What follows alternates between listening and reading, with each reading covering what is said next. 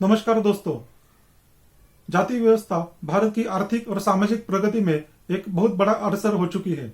इसे नष्ट किए बगैर हम आगे नहीं बढ़ सकते और विकसित देश नहीं हो सकते।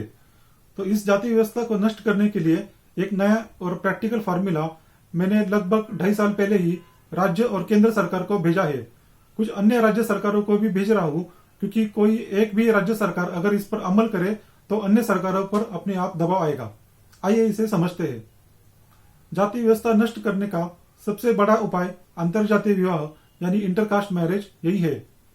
तो इस अंतरजातीय विवाह की मदद से और मौजूदा आरक्षण व्यवस्था की मदद से हम जाति व्यवस्था कैसे नष्ट कर सकते हैं, आइए इसे समझते हैं।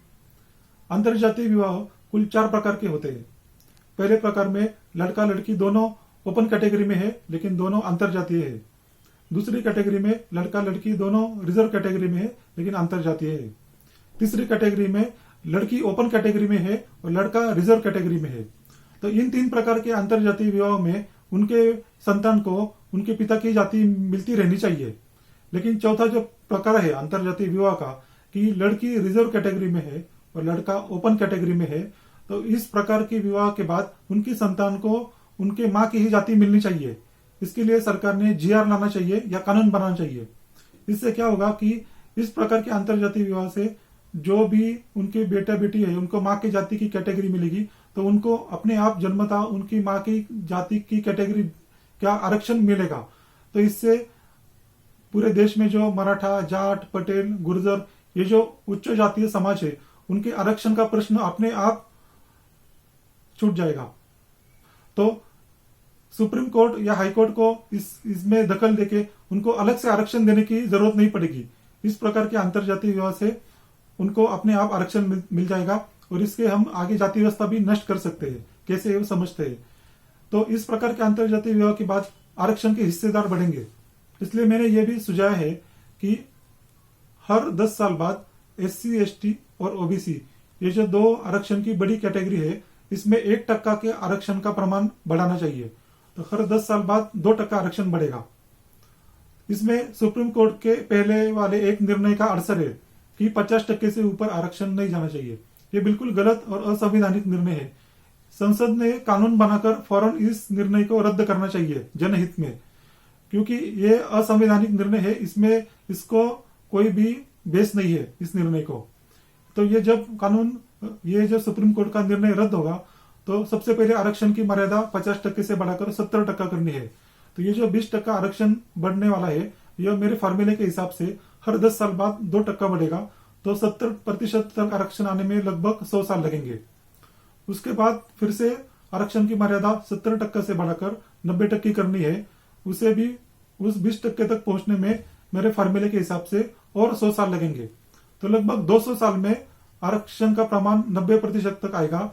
और इस प्रकार के अंतरजातीय विवाह से जो लड़की रिजर्व कैटेगरी में है और लड़का ओपन कैटेगरी में है, तो उनके बेटे बेटियों को आरक्षण मिलता रहेगा। और मैक्सिमम पॉपुलेशन जो है, जो बहुत सारी जनता है, वो आरक्षित कैटेगरी में आ चुकी होंगी। तो जब आरक्षण का प्रमाण 90% तक आएगा, तब हम केंद्र सरकार कानून बनाकर जाति व्यवस्था नष्ट करने की ऐतिहासिक घोषणा कर सकते हैं और भारत से जाति व्यवस्था नष्ट कर सकते हैं। जाति व्यवस्था नष्ट होने के बाद पिछड़े समाज पर हो रहे अन्याय अत्याचार अपने आप खत्म हो जाएंगे और आरक्षण की व्यवस्था भी अपने आप खत्म हो जाएंगी। दूसरा उपाय यह करना है कि माँ का नाम हर कानूनी दस्तावेज में हमारे नाम के आगे लगना बहुत जरूरी है। जो माँ हमें जन्म देती है, हमारे लिए अनंत यातनाएं सहन करती है, उसका नाम हमारी किसी भी कानूनी दस्तावेज में नहीं होता है। तो इसलिए ये बहुत जरूरी है कि हमारे नाम के आगे पहले माँ का नाम, फिर पिता का नाम रहना चाहिए और सरनेम हटा देना चाहिए।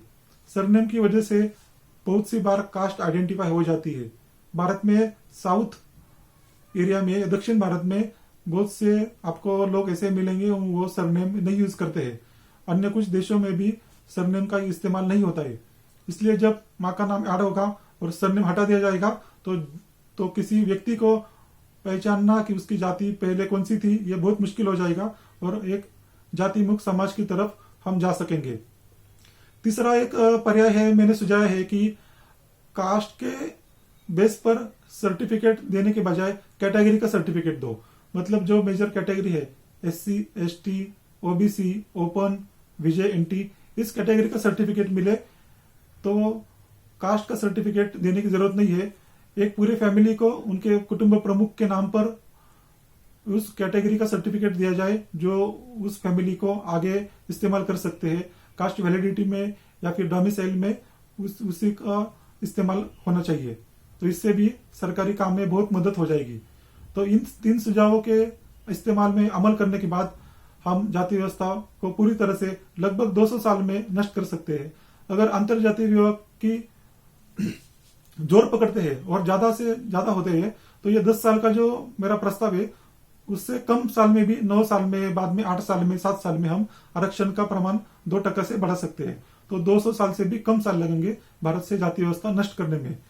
तो सुप्रीम कोर्ट और हाई कोर्ट को भी विनती है कि आप इस मैसेज को, मेरी इस मांग को PIL में कन्वर्ट करें और जो मौजूदा बहुत सारी पिटिशंस पेंडिंग है, महाराष्ट्र में 50% से ऊपर गया है, तमिलनाडु में लगभग 10-11 राज्यों का आरक्षण का प्रमाण 50% से ऊपर गया है, उसकी कॉन्स्टिट्यूशनल वैलिडिटी को जांचने के लिए कॉन्स्टिट्यूशन बेंच बनाए गए हैं, उसकी सुनवाई चल रही है, बहुत सारा टाइम खर्च हो रहा है, आंदोलन हो रहे हैं, राजकीय फायदा उठाया जा रहा है। इससे अच्छा है कि आप उन पिटिशंस को में इस मांग को PIL की तरह इंक्लूड करें और ये जनहित में ये बदलाव करें तो भारत से हम जल्दी जाति व्यवस्था नष्ट कर सकते हैं।